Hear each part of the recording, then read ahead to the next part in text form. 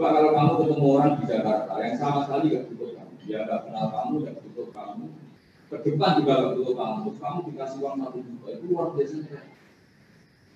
Kalau dikasih bos mungkin juga bekerja, dikasih siapa saja mungkin paling nggak orang itu butuh surga. Tapi ini Allah nggak butuh kamu ngasih kita. Dikerjakan. Aku ya Allah mau ini zat yang luar biasa. Itu namanya adau sekali.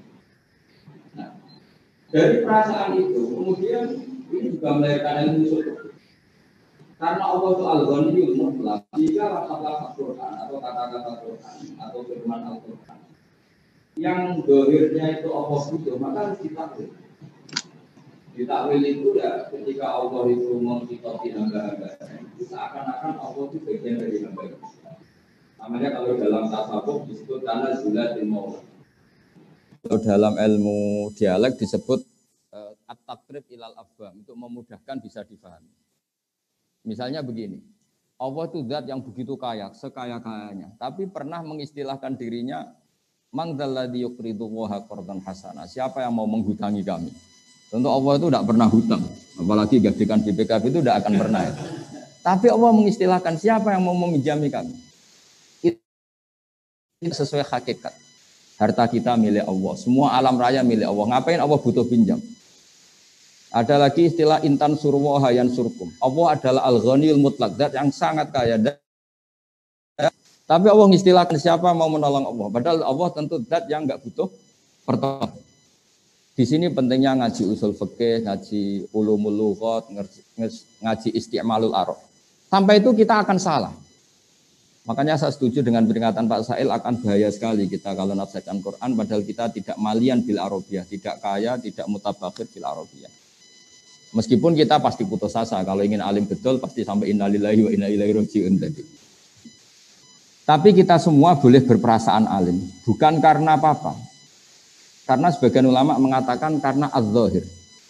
Kebenaran agama ini itu azharu min samsi dzahira, lebih jelas ketimbang matahari di siang hari. Jika siapapun dia dengan segala keterbatasan, itu akan mudah sekali memahami agama ini. Ini barokahnya Allah bersifat az-zahir. Sehingga dengan Allah sifat az-zahir, orang paling bodoh pun bisa memahami Allah. Karena Allah punya sifat az-zahir. Meskipun tidak akan ya'rifuna kunhahu, ya'rifuna haqiqatahu.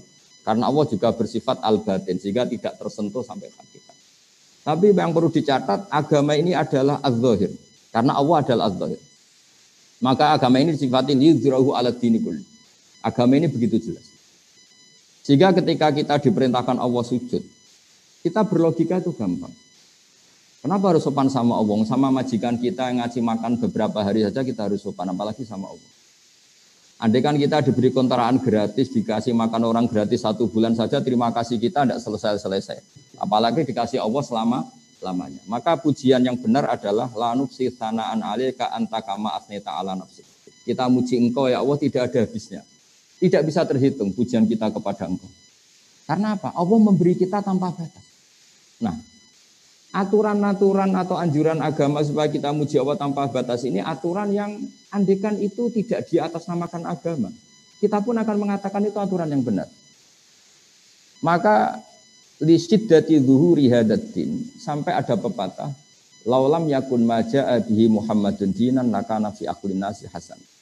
Kalau saja agama ini tidak di atas namakan agama, aturan yang dibawakan Rasulullah sallallahu alaihi wasallam pastilah kana fi aqlin nasi hasanan. Pasti menurut akal manusia ini juga bagus. Seperti contoh di fikih misalnya iddah. Enggak kebayang andekan dalam cerai itu tidak ada iddah.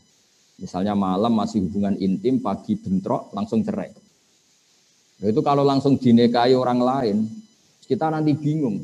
Ini anaknya siapa? Ini produk lama apa produk baru? Apalagi anak kecil tuh wajahnya agak jelas mirip siapa. Kalau di DNA kan ribet.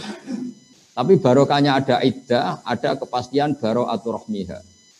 Sampai perempuan ini benar-benar terbebas rahimnya dari sperma zaut awal atau suami pertama, baru boleh nikah.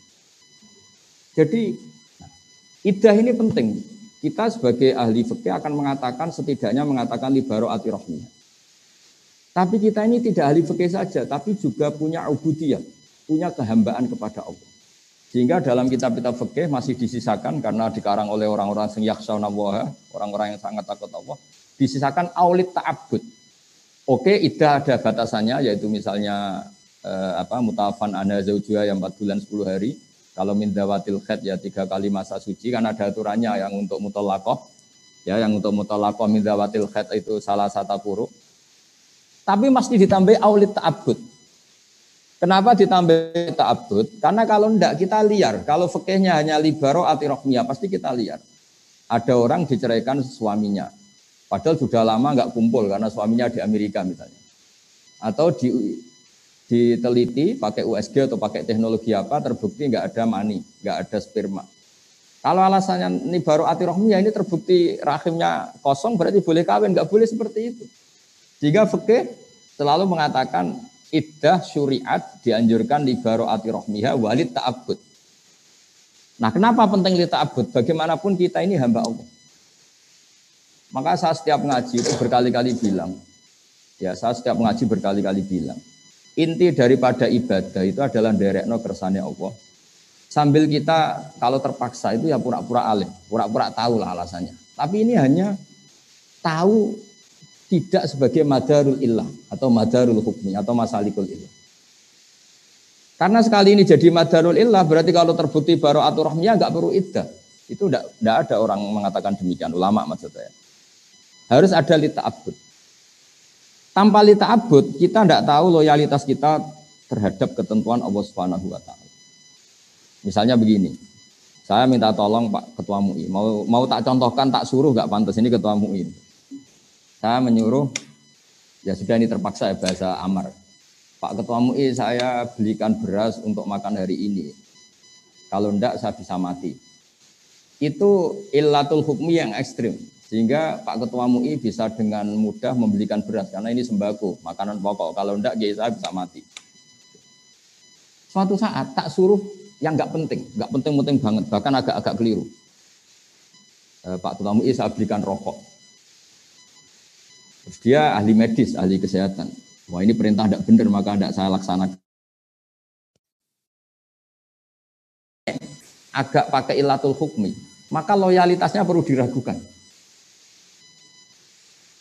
Atau saya suruh mindah gelas yang enggak penting. Coba gelas yang dari kanan agak geser sedikit ke kiri. Pentingnya apa, urgensinya apa, terus tidak nurut. Nah, meskipun yang saya perintahkan itu tidak nurut dalam hal sepele, tapi saya akan menvonis orang itu bahwa tidak loyal.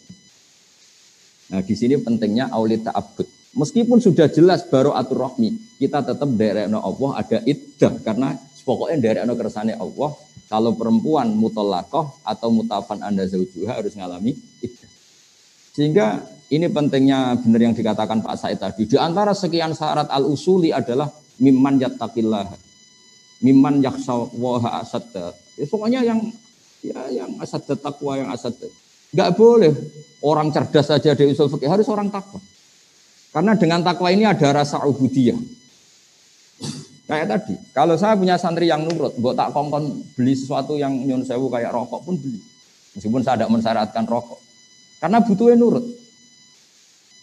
Maka saya berkali-kali cerita dulu guru-guru kita sampai Imam Syafi'i itu. Dulu diajarin Imam Malik, diajarin guru-gurunya. Kalau kamu punya budak, punya abd kalau dulu. Iqla' hadhihi sokhra, fa inna tahtaha dhahaban. Yang satu, iqla' hadhihi sokhra. Jadi yang agak rasional diberitahu, iqla' hadhihi sokhra. Lima daya sayyidi, li anna tahtaha dhahaban. Karena di bawahnya ada emas. Dia membongkar batu besar itu karena berkeyakinan di bawahnya ada emas. Pertanyaannya, loyalitasnya dia melakukan perintah itu karena logika ada emas apa karena perintah? Kalau karena ada emas ini bahaya betul. Suatu saat diperintahkan lagi, iqla' hadhihi sokhra. Memangnya ada apa? Ya enggak ada apa-apanya. Ngapain dibongkar? Padahal majikannya sedang uji loyalitas, bukan sedang mencari emas.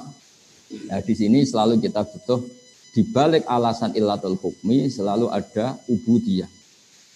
Dan itu yang dikatakan Pak Said tadi, di antara syarat sekian mustahil adalah harus takwa. Ya, barokahnya takwa ini bisa improvisasi terus.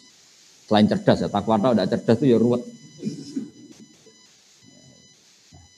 Makanya dulu agama ini semua nabi pasti bersyarat selain sidik, amanah, juga harus fatona. Kalau fatona tok tidak sidik, ngakali orang terus ya, orang mulai.